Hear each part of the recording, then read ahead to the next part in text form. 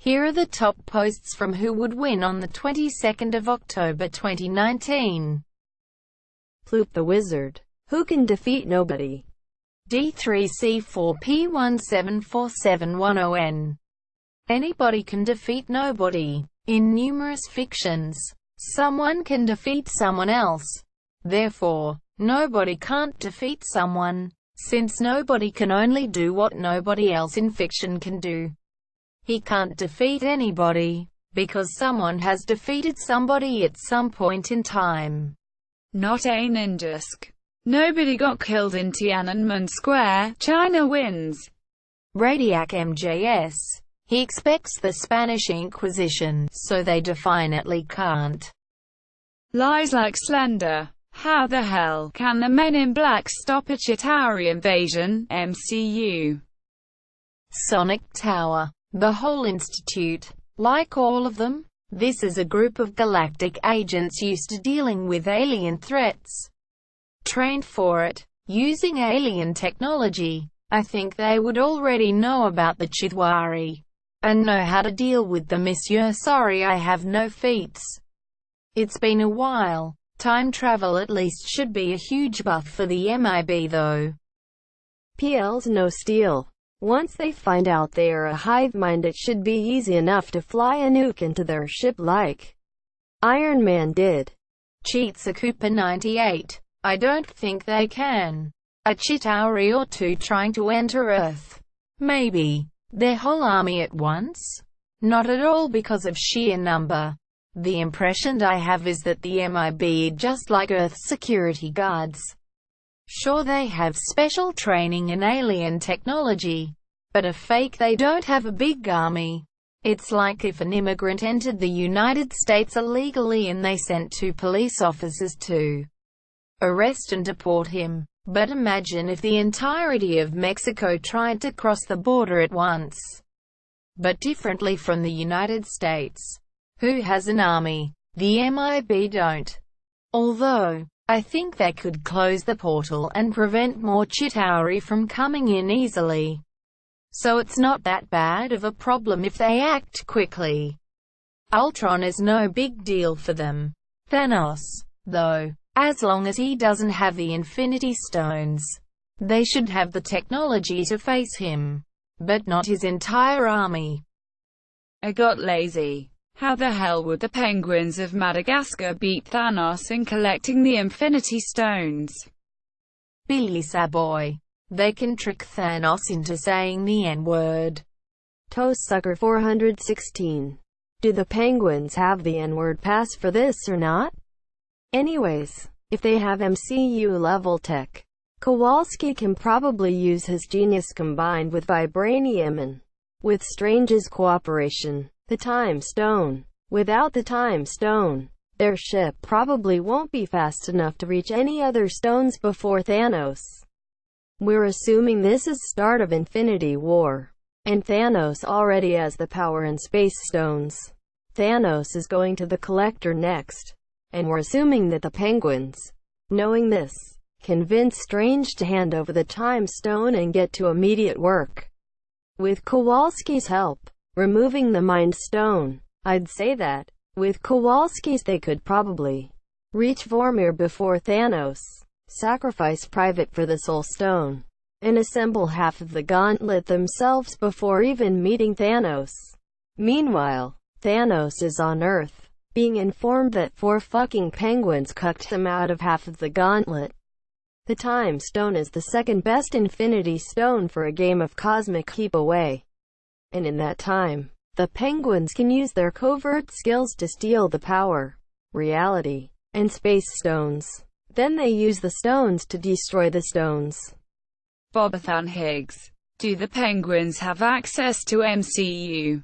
I'm assuming this is MCU Thanos level technology, or just Madagascar world tech.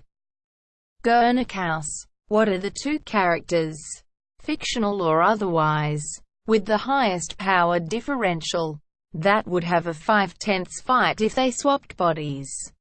Not a ninjask. A jellyfish. Tiny. Non-poisonous. And a human. The jellyfish derps around in the human body. The human can't do shit. Stalemate. Rostradamus. Any human Green Lantern and any regular human of similar physical fitness and H2H training. So, like, a regular army soldier I guess. They won't have the willpower to effectively wield the ring, so they likely can't use it at all. Mind swapped. Neither will be able to wield the ring, and it's down to just a fist fight at that point. Could go either way, but you just equalized an S-tier super with a regular Joe. Professor Modilib, going by the same vein. A sponge in SCP-3812. 3812 can't do anything since it's inside a sponge, and a sponge isn't going to do anything BC. It's a sponge and can't think. Miraclalian. Can Captain America get the Dodgers back to Brooklyn and lead them to a World Series?